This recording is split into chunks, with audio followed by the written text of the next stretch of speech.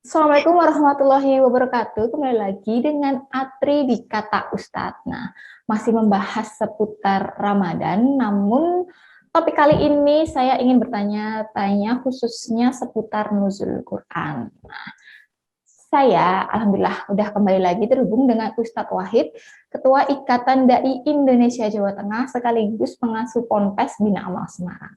Langsung saja kita sapa. Assalamualaikum Ustadz. Waalaikumsalam warahmatullahi wabarakatuh. Sehat ya Ustadz ya? Sehat, alhamdulillah. Alhamdulillah. Oke Ustadz, langsung aja. Di episode sebelumnya kan kita sudah membahas puasa, salat tarawih, zakat, dan kali ini Apri ingin menanyakan mengenai nuzul Quran. Nah, sebenarnya nuzulul Quran itu sendiri artinya bagaimana ya Ustadz ya? Bismillahirrahmanirrahim. Alhamdulillah wassalatu wassalamu ala Rasulillah wa ala alihi wa sahbihi wa man wala wa ba'd. Para pemirsa yang dirahmati Allah.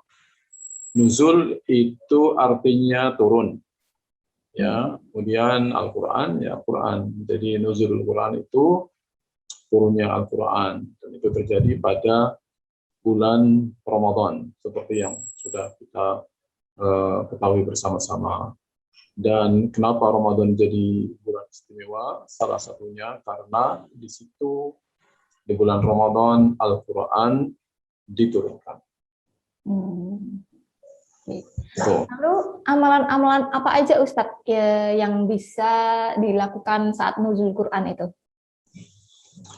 Nuzulul Quran itu peristiwanya sendiri bukan sebuah momentum yang kemudian disyariatkan untuk amalan-amalan tertentu. Tidak ya, tidak begitu.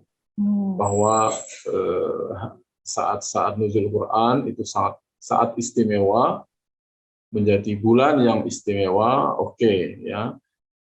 Nanti wabil khusus nanti ada Lailatul Qadar, itu malam persisnya diturunkan Al-Quran dari Lauhul Mahfuz ke langit dunia.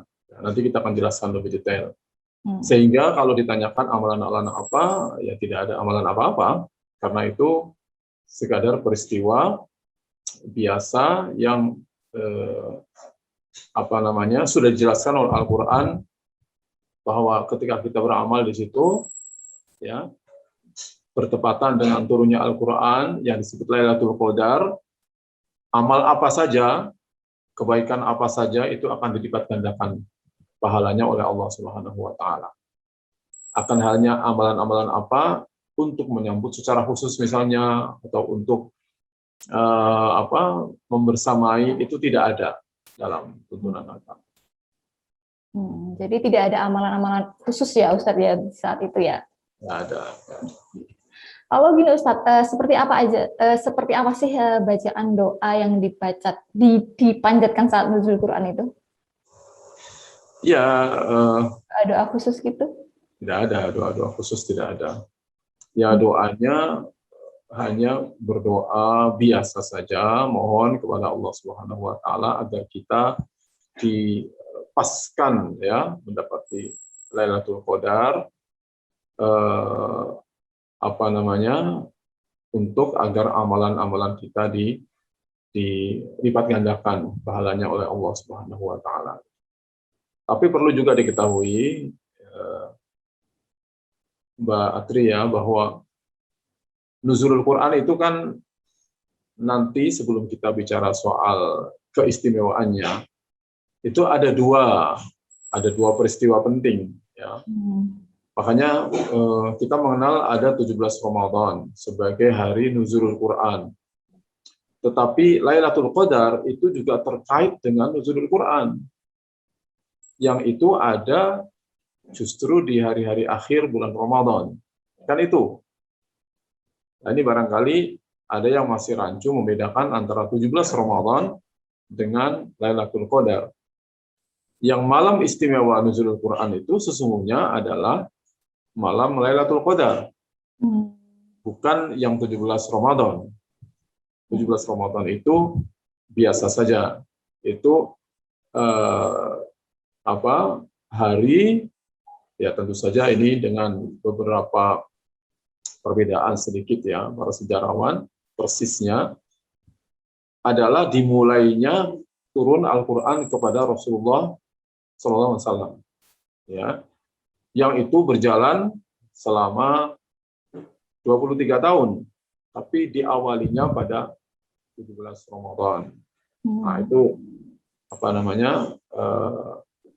pendapat ya, bagian mengatakan begitu, sehingga yang kita peringati sebagai nuzulul Quran dengan peringatan-peringatan yang bersifat kayak ya ibrah begitu ya, mengambil pelajaran, membaca kisah-kisahnya, mengingatkan tentang hikmah Al-Quran.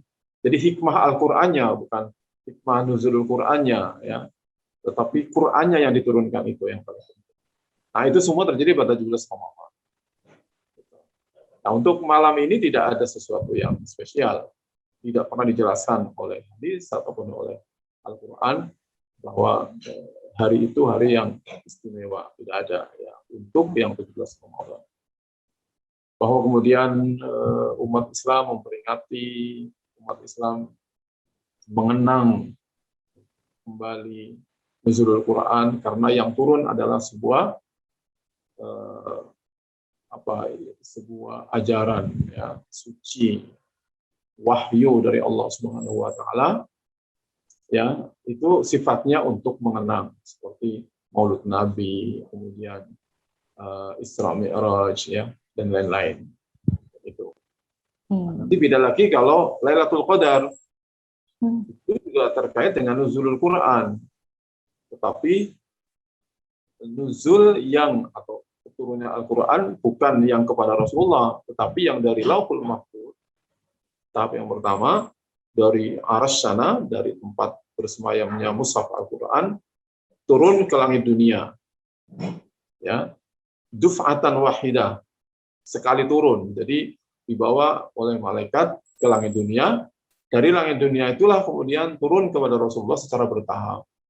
Sesuai dengan apa yang kita pahami dalam sejarah selama 22 tahun lebih. Itu Mbak Atri ceritanya. Oke, jadi hikmah dari malam nuzul Quran itu turunnya Al-Quran itu sendiri ya Ustadz ya? Ya. Seperti itu. Oke. Gini Ustadz, yang terakhir nih terkait nuzul Quran. Nah, apa yang bisa dilakukan masyarakat yang ingin merayakan nuzul Quran ini di tengah pandemi COVID nih? Sebetulnya begini, sekali lagi bahwa tidak ada amalan ibadah yang ditentukan oleh syariat. Bahwa peristiwa nuzul Quran itu penting, lalu kemudian sebagian orang berinisiatif, gitu, sebagian masyarakat seperti selama ini ada untuk melakukan peringatan nuzul Quran.